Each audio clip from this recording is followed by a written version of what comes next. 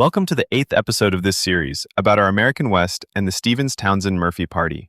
Every other week, we'll share a 10-minute slice of some of the best stories about how the American West came to be and California grew to become the fourth largest economy in the world. It all began in the mid-1800s, following an immigrant migration that began as a trickle, then became a massive movement fueled by desire for land, economic opportunities, and escaping hardships. This week, we'll look at when the men of the Stephens-Townsend-Murphy Party reached Sutter's Fort in mid-December 1844.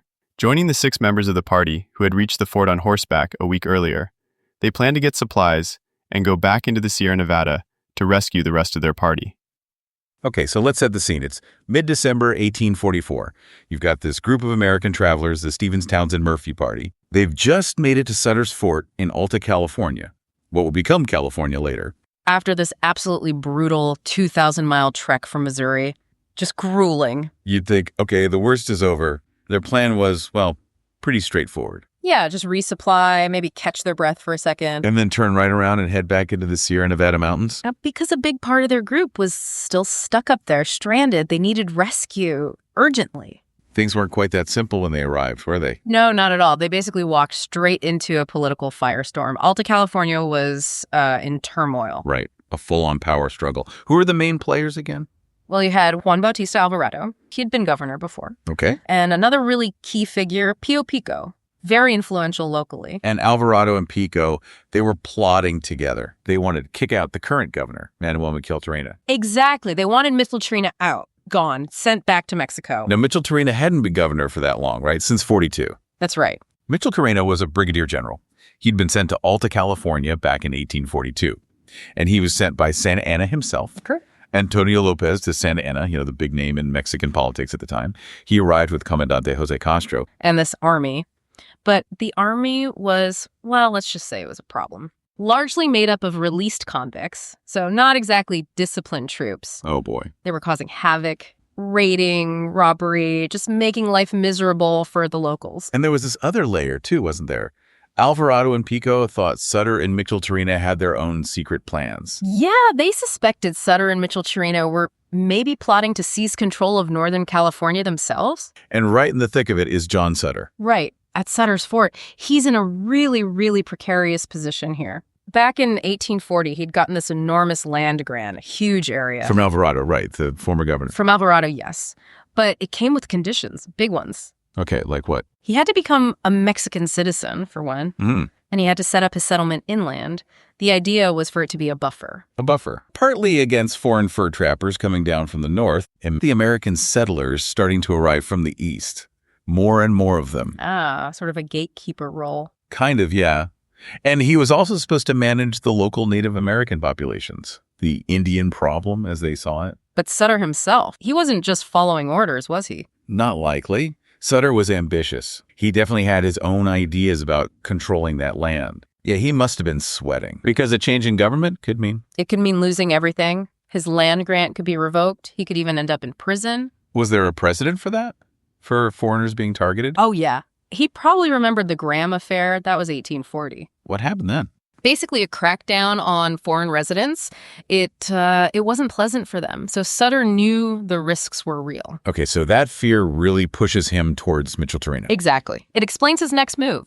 He basically cut a deal with Micheltorena. What was the deal? Sutter promised military help if Micheltorena needed his support. And in return? Micheltorena promised land titles, secure titles, not just for Sutter, mind you. Oh. For who else? For the other American settlers in the valley, too. That was a big carrot. Definitely. So by mid-December 44, around the time the party arrives, Micheltorena gives Sutter the official go-ahead, the general orders to raise an army. It just shows how quickly things could change. Alliances shifting based on, well, self-interest. Absolutely typical for the time and place. Which brings us right back to the Stephens-Townsend-Murphy Party. And they stumble right into Sutter raising an army for a local revolt. Unbelievable timing. Now, we don't know for sure why they joined Sutter's forces, do we? No signed documents saying I volunteer. No, we don't have, a written confession, but it seems highly probable they were conscripted. Sutter had the authority. He had the governor's authority to raise troops. These were American men arriving in his territory under his jurisdiction, effectively. And maybe the promise of land helped. I mean, they came all this way to start a new life. That would have been a huge incentive, absolutely. Land for service. Plus, the urgency of the rescue mission. Maybe they thought helping Sutter was the quickest way to get the resources they needed. Or maybe they felt they had no choice. Could be a mix of all those things. Remember, over half their people were still stranded, winter setting in. Yeah, the situation was dire. So that's the core question for this deep dive, isn't it? How did this group, these overland travelers, end up fighting in a Californian civil conflict? Exactly. How they got swept up in the California Revolt of 1844. So December turns into January. Sutter gets his army together, including these Americans. And they start marching south. The revolt begins, although revolt might be too strong a word for what happened initially. Well, it was more like extended marching and camping. Sutter's group went south to meet up with Micheltorina's main force near the Salinas River. Okay, what was the plan? The initial idea was to confront Jose Castro. Yeah, who had now sided with Alvarado and Pico. Right. He was in San Jose. But by the time Sutter and Micheltorina got organized, Castro had already pulled back south. So chase then. Pretty much. Yeah. The combined Micheltorina-Sutter force followed him down, eventually setting up camp near San Luis Obispo. But it all felt very leisurely. Not exactly blitzkrieg. Far from it. The accounts make it sound almost casual. And this must be when the reality starts sinking in for the Stephens-Townsend-Murphy men. You'd have to think so. This wasn't some quick campaign. What did the accounts say it was like? Well, there seems to have been more emphasis on keeping everyone supplied with wine and food than on, actual fighting. Yep. And desertion was apparently rampant on both sides. People just leaving. Yeah. And apparently it wasn't even that unusual for soldiers, even officers, to switch sides, try and get their old buddies to come over with them. Wow, that's chaotic. Very. And incredibly, no real fighting happened until mid-February 1845. Think about that. Months of marching and maneuvering, but no battle. Makes you really question the commitment levels all around. It certainly does. And for the Stephens-Townsend-Murphy guys, their minds must have been increasingly elsewhere. Back in their families, stuck in the snow. Exactly. By late January, that situation was critical. Supplies running low. Their original plan was always a quick stop at Sutter's, then the rescue. Right. This detour wasn't part of the plan. So whether they got formal permission from Sutter or just decided enough is enough, we don't know for sure. But most of them headed back north. The majority did, yeah, to finally mount that rescue operation they desperately needed to do. But not everyone from the party left Sutter immediately. No, a few stayed on. Dr. John Townsend, for instance. Sutter actually appointed him as his aide-de-camp, kind of a personal assistant or staff officer. So he stayed with Sutter through the whole thing. He did. And interestingly, he ended up playing a really key role later on, kind of unexpectedly crucial. How so? After Micheltorina eventually surrendered, Townsend was the one Sutter trusted to deliver his papers, his marching orders, from Micheltorina to Alvarado and Pico. Why was that important? Those papers basically made the case that Sutter was just following the legitimate governor's orders. It was his legal justification. Covering himself. Pretty much. And it worked. It helped Sutter keep his land and his official positions after the whole thing blew over. And Sutter himself admitted his motives, didn't he?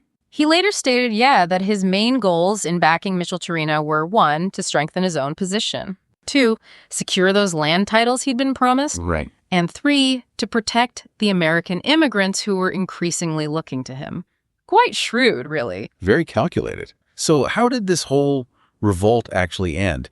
You mentioned Micheltorina surrendered. Yeah, it all culminated, or rather fizzled out, at the Battle of Providencia near Cahuenga Pass, February 22nd, 1845. Was it a big battle? Lots of action. Famously, no. There was some posturing, some cannon fire exchanged. Total casualties were legendary. 1 horse, 1 mule, and a broken wagon wheel. Seriously, that's it? That's the story. Hardly a major conflict. Alvarado's forces surrounded Micheltorina, and he just surrendered. What happened to him then? He was allowed to go back to Monterrey, gather his things, and then he was shipped back to Mexico. End of his governorship. And Sutter. He was on the losing side. He was, yeah. Alvarado briefly arrested him. Briefly. Very briefly. He was quickly released, probably thanks to those papers Townsend delivered and his influence. He went back to Sutter's fort with Dr. Townsend. And Pico took over as governor. Pico became governor, yes. But his turn didn't last that long either because the U.S.-Mexican War broke out the very next year. Just constant upheaval in the region. Absolutely. Power was incredibly fluid then. What about the other Murphy Party members who stayed south longer? Did you hear anything about them? There are reports John and Dan Murphy were supposedly captured near Santa Barbara, later seen heading north, looking pretty rough. And James and Bernard Murphy were apparently involved in a small skirmish down at San Buenaventura. So they saw a little action, maybe. Seems like it. But overall, for the Stephens-Townsend-Murphy Party, this whole revolt of 1844, it was just another chapter, wasn't it? Yeah, another completely wild, unexpected obstacle in their already unbelievable journey. It really underscores their resilience, their resourcefulness. They just kept facing these incredible challenges over more than a year. From crossing the plains to the Sierras to getting caught in a local revolt. Just one thing after another. So, thinking about this whole episode, this brief, kind of strange entanglement in Californian politics, it does leave you wondering, given that they experienced this local power struggle firsthand, even participated in it. Yeah. How might that experience have shaped how the Stephens-Townsend-Murphy Party members viewed this new land, Alta California? And how might it have influenced their perspective on their own future there? We hope you enjoyed this episode and invite you to learn more about the Stephens-Townsend-Murphy Party at our websites. We provide links in the show notes. Look for more American West Live deep dives every other week right here, or head over to our website at historyexp.org or YouTube channel at History Expeditions. From all of us at History Expeditions and the Sunnyvale Heritage Park Museum, we look forward to seeing you on the trail.